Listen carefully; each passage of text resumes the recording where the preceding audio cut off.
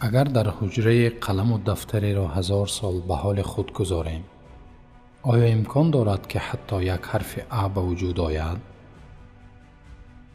یا اگر در حجره تخته و میخ و بالغه را 1000 سال به حال خود گذاریم، مگر امکان دارد خود از خود میزی پیدا شود؟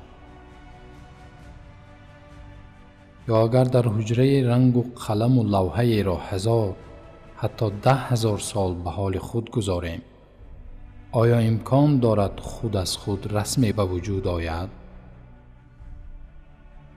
به تعبیر دیگر، اگر به ما بگویند حرف و یا میز و یا رسمی از پیش خود به وجود آمده است، مگر این باور کردنی است؟ اگر کسی گوید که قلم تصادفاً حرکت کرده حرف ا را به وجود آورده است، یا تصادفاً تخته ها روی هم آمده بالغ خود از خود این میز زیبا را ساخته است، یا تصادفاً شمال وزیده رنگ ها را بر روی لوحه پاشیده این رسم زیبا به وجود آمده است، آیا این احتمال ها باور کردنی است؟ البته نه، زیرا تصادف به هیچ وجه چیزی را نمی تواند بسازد، چون هر آفریده موجودیت آفریدگار را تقاضا می کند که آن را از نیستی به هستی آورده است. بدون آفرنده به وجود آمدن آفریده ناممکن است.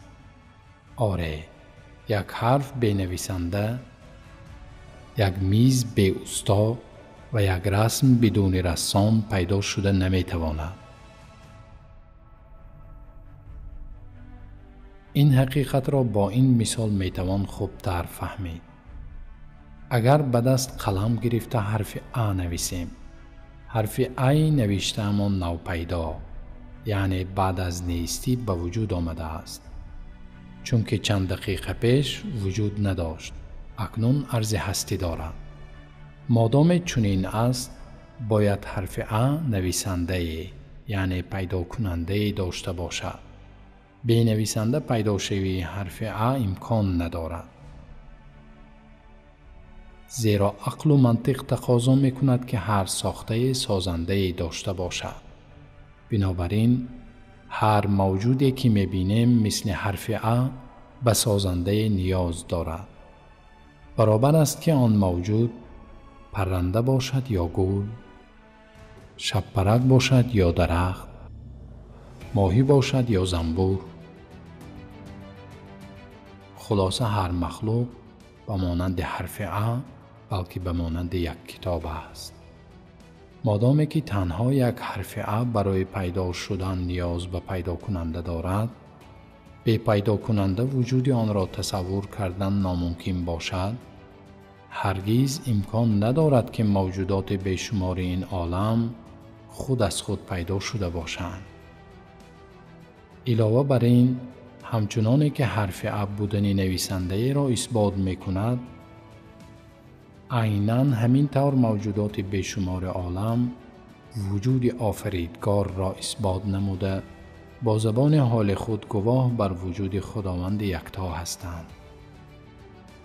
اگر پیدا شدن یک حرف بدون نویسنده، یک رسم بدون رسام و یک حادثه بدون اجرا کننده از امکان بیرون باشد، چگونه می توان کتاب پراسرار و زیبای کائنات را بدون آفریدگار و منظره های دلنشین آن را با این همه جریان دقیق به نیروی اداره کننده قبول کرد؟